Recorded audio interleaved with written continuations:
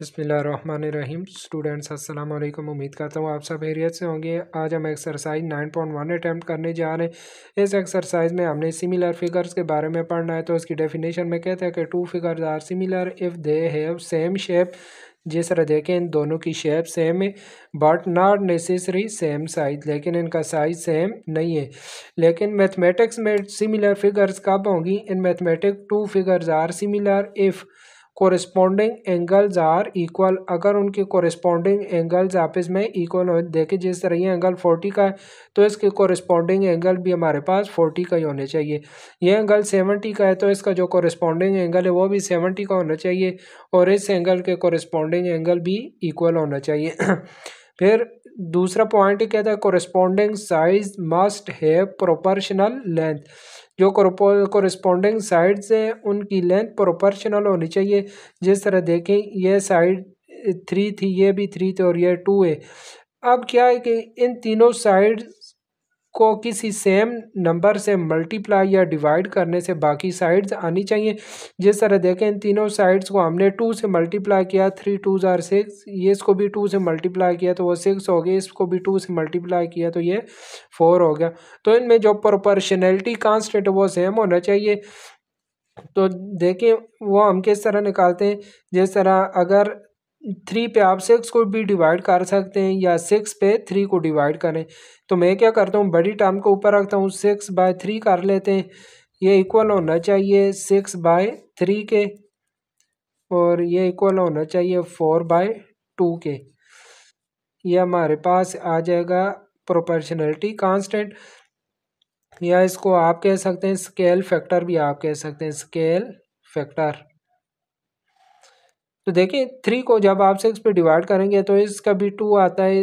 इस 3 को 6 पे डिवाइड करें तो ये भी हमारे पास 2 आता है। इस 2 को 4 पे डिवाइड करें तो 2 आता है। मीन इनमें जो स्केल फैक्टर है वो सेम आ रहा है। तो फिर हम इन दोनों को मैथमेटिक्स में कहेंगे कि ये दोनों फिगर्स हमारे पास सिमिलर है। अब ये जो पूरी एक्सरसाइज है, इस एक्सरसाइज में हमने ये दोनों पॉइंट यूज़ करने, तो लिहाजा ये दोनों पॉइंट्स आप याद रखेंगे कि सिमिलर फिगर के लिए एंगल कोरिस्पोंडिंग एंगल इक्वल होनी चाहिए और दूसरा उनकी साइड्स की लेंथ प्रोपोर्शनल होनी चाहिए। अब जो क्वेश्चन वन में इसने हमें कह दिया कि each pair of figure is similar. ये जो पेयर दिया गया ये आपस में सिमिलर है। हमने एक्स की वैल्यू फाइंड करनी है। तो जो फर्स्ट पार्ट है, फर्स्ट पार्ट की ये फिगर्स आपको नज़र आ रही हैं। इधर हम लिखेंगे सिंस फिगर्स आर सिमिलर। अगर फिगर सिमिलर है तो उनकी जो कोरस्पॉन्डिंग साइड्स हैं वो प्रोपोर्शनल होंगी। Corresponding sides are proportional.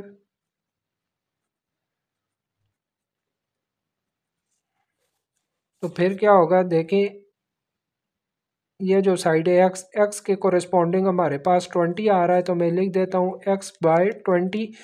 In question में मैं क्या करूँगा, जो साइड हमें फाइंड करना होगी उसको मैं ऊपर रखूँगा। देखें एक्स को मैंने ऊपर रखा, 20 को नीचे रखा।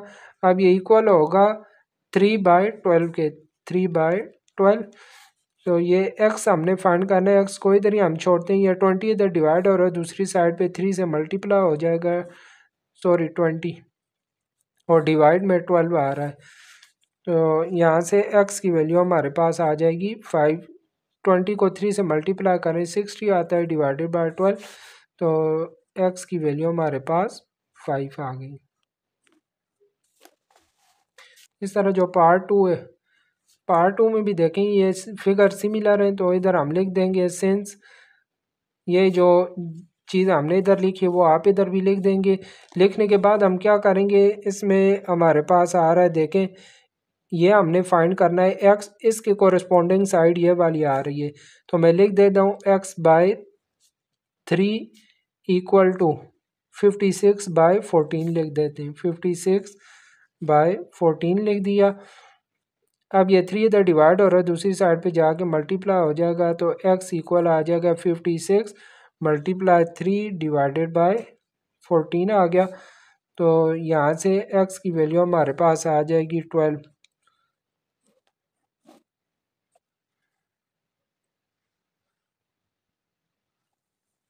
अब जो पार्ट 3 है, पार्ट 3 में भी चूँकि दोनों फिगर सिमिलर हैं तो इनकी कोरस्पॉन्डिंग साइड्स प्रोपोर्शनल होंगी।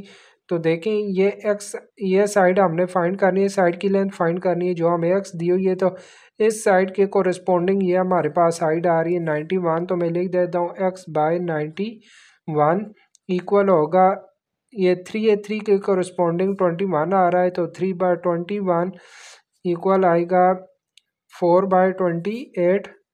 ये मैं सारे आपको लिख देता हूँ ताकि हमें पता चल जाए कि ये इन तीनों का जो स्केल फैक्टर है वो सेम आता है।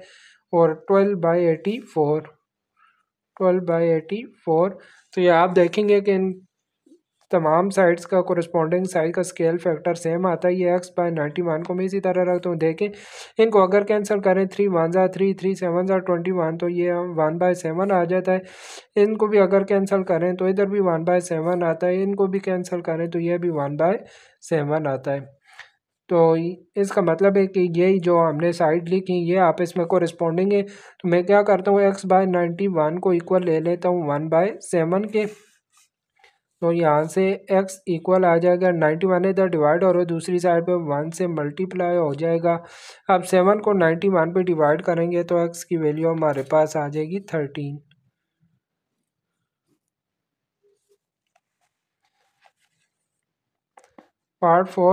पार्ट 4 में भी आप इसी तरह ऊपर लिखेंगे कि since figure are similar hence corresponding sides are proportional. यह चीज़ लिखने के बाद यहाँ पर देखें यह साइड हमने फाइंड करनी है, इसके कोरस्पॉन्डिंग ये हमारे पास आ रही है। तो लिख देंगे x/5 इक्वल आ जाएगा 8/4 के। 8/4 आ गया। अब 5 इधर डिवाइड हो रहा है, दूसरी साइड पे मल्टीप्लाई होगा तो x इक्वल आ जाएगा 8 × 5 डिवाइडेड बाई 4। 8 5 ज़ार 40 डिवाइडेड बाई 4। 40 पे 4 को डिवाइड करेंगे तो x की वैल्यू 10 आ गई।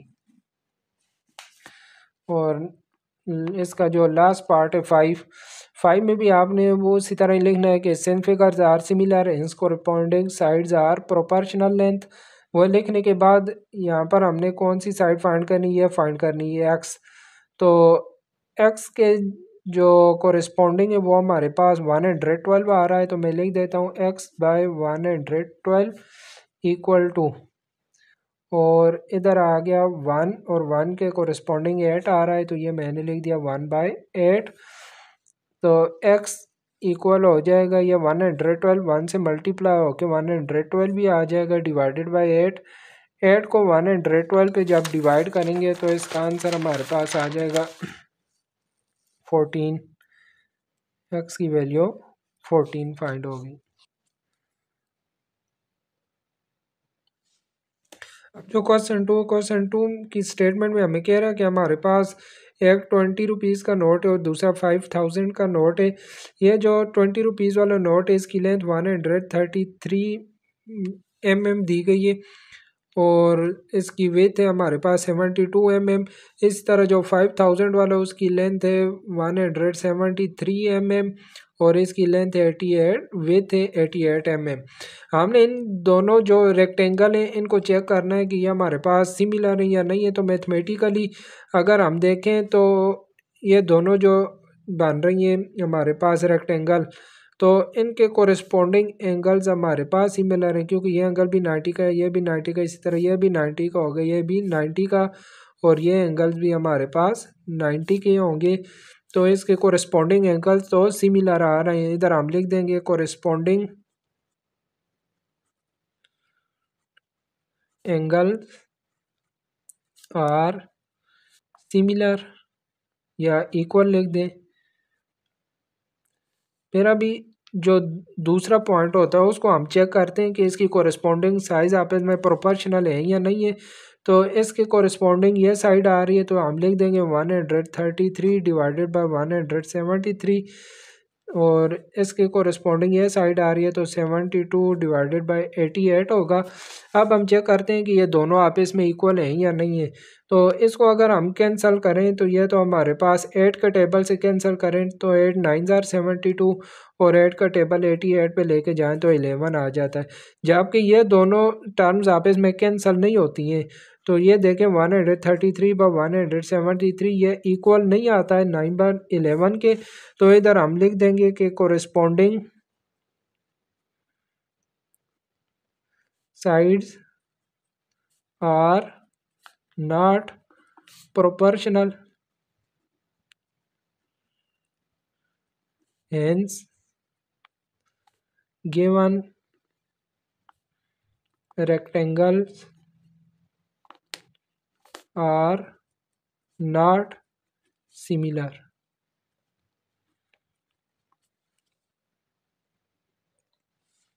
क्वेश्चन 3 में भी जो हमारे पास ट्रायंगल ए बी सी है और पी क्यू आर है इन दोनों को हमने चेक करना है कि ये सिमिलर हैं या नहीं है। तो ये देखें ये ट्रायंगल ए बी सी ये हमारे पास आइसोसेलेस ट्रायंगल है क्योंकि इसकी ये दोनों साइड इक्वल है। तो इधर हम लिख देते हैं triangle A B C is isosceles. इसी तरह ये जो ट्रायंगल पी क्यू आर ये भी हमारे पास आइसोसेलेस होगी क्योंकि इसकी भी दोनों साइड्स इक्वल है। ट्रायंगल पी क्यू आर ये भी हमारे पास आइसोसेलेस है। अब अगर ये दोनों साइड आपस में इक्वल है तो इनके जो कोरिस्पोंडिंग एंगल है इसके कोरिस्पोंडिंग ये वाला एंगल और इसके कोरिस्पोंडिंग ये दोनों एंगल भी आपस में इक्वल होंगे। अब आपको पता है कि जो ट्रायंगल के इंटीरियर एंगल का सम होता है वो हमारे पास 180 डिग्री होता है। तो 180 डिग्री में से अगर हम 140 को माइनस करें 180 में से अगर हम माइनस करें 40 को तो पीछे हमारे पास 140 रह जाता है। तो 140 का अगर हाफ करें तो 70 डिग्री का ये एंगल आ जाएगा और 70 डिग्री का ये आ जाएगा। ये एंगल भी 70 डिग्री का आ जाएगा और ये भी 70 डिग्री का आ गया। इसी तरह यह जो ट्रायंगल है ये भी आइसोसेलेस है। इसकी ये दोनों साइड इक्वल हैं तो इसके कोरिस्पोंडिंग एंगल ये एंगल और ये एंगल दोनों इक्वल होंगे। अब ये 50 का दिया हुआ है तो ये भी हमारे पास 50 डिग्री का होगा। 50 और 50 100 तो 180 में से अगर हम 100 को माइनस करें तो पीछे हमारे पास 80 डिग्री रह जाता है। तो यह जो एंगल होगा ये हमारे पास 80 डिग्री होगा। अब अगर इन दोनों ट्रायंगल के आप कोरिस्पोंडिंग एंगल देखें तो इसका कोई भी एंगल इक्वल नहीं आ रहा है। तो इसका हम इधर लिख देंगे कि corresponding angle are not equal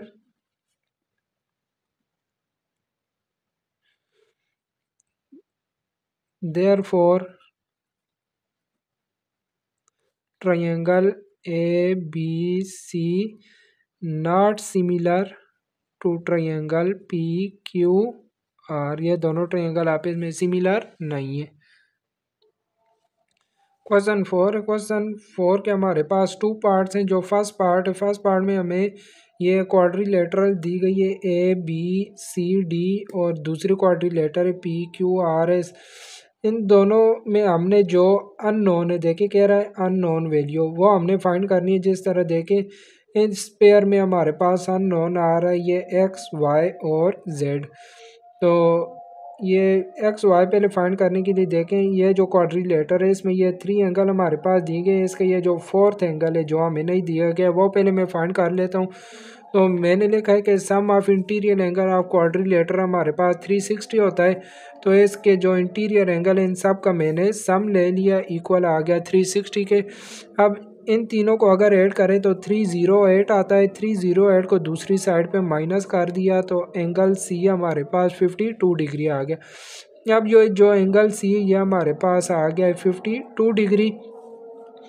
तो इधर हम लिख लेंगे कि जो हमारे पास ये फर्स्ट वाली क्वाड्रिलेटरल है ABCD ये हमारे पास दी गई है सिमिलर दी गई है PQRS के। तो hence their corresponding angles are equal। अगर इनके कोरेस्पोंडिंग एंगल्स इक्वल होंगे तो फिर ये जो पी पॉइंट पे एंगल एक्स है ये कोरेस्पोंडिंग होगा 95 के, तो एक्स की वैल्यू हमारे पास आ जाएगी 95 डिग्री। और वाई देखें ए बी सी और पी क्यू आर, ये आर पॉइंट पे जो एंगल बन रहा है ये कोरेस्पोंडिंग होगा सी पॉइंट के एंगल के, तो वाई नॉट की वैल्यू हमारे पास आ जाएगी 52 degree.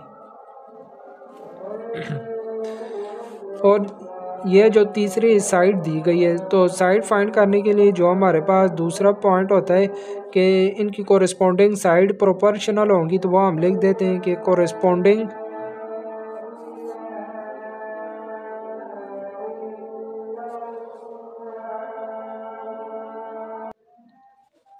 corresponding sides are proportional। तो देखें ये जो साइड हमने फाइंड करनी है z, इसके जो कोरेस्पोंडिंग साइड है वो हमारे पास ये आ रही है ए बी, जो कि 8 सेंटीमीटर दी गई, तो ये हमारे पास हो जाएगा z/8। और ये दूसरी जो ये क्यू आर साइड है इसके कोरेस्पोंडिंग आ जाएगी बी सी, तो 7.2 डिवाइडेड बाय 12 हो जाएगा। तो z हमने फाइंड करना है, 8 को दूसरी साइड पे मल्टीप्लाई कर देंगे तो 7/2 मल्टीप्लाई 8 डिवाइडेड बाय 12, तो यहाँ से z की वैल्यू हमारे पास आ जाएगी 4.2 सेंटीमीटर। ये हमारे पास 3 अननोन फाइंड हो गए। पार्ट 2 में भी हमारे पास 2 क्वाड्रिलेटरल है, A B C D P Q R, ये दोनों सिमिलर दी गई हैं। इसमें देखिए हमने एक्स नॉट फाइंड करना है और इधर से वाई फाइंड करना है। तो ये दोनों चूँकि क्वाड्रिलेटरल सिमिलर हैं तो इनके कोरेस्पोंडिंग एंगल आपस में इक्वल होंगे। हम लिख देंगे कोरेस्पोंडिंग एंगल्स आर इक्वल। तो देखें ये जो एंगल डी है जो हमने फाइंड करना है, एंगल डी के जो कोरेस्पोंडिंग एंगल है वो हमारे पास ये आ रहे हैं एंगल एट पॉइंट एस। अब एंगल एट पॉइंट एस कितना होगा, ये देखें ये जो एरो हमारे पास लगे हुए, इस साइड पे भी एरो लगा हुआ है, इस साइड पे भी एरो, इसका मतलब ये है कि ये दोनों साइड आपस में पैरेलल हैं। और ये जो लाइन एस पी है, ये एस पी लाइन इन दोनों लाइन को एस और पी पॉइंट पे काट कर रही है। अगर एस पी लाइन को इधर हम एक्सटेंड करें तो आपको पता है कि ये एंगल हमारे पास टोटल एंगल 180 डिग्री का होता है, 100 ये हो जाएगा और 80 हमारे पास ये आ जाएगा।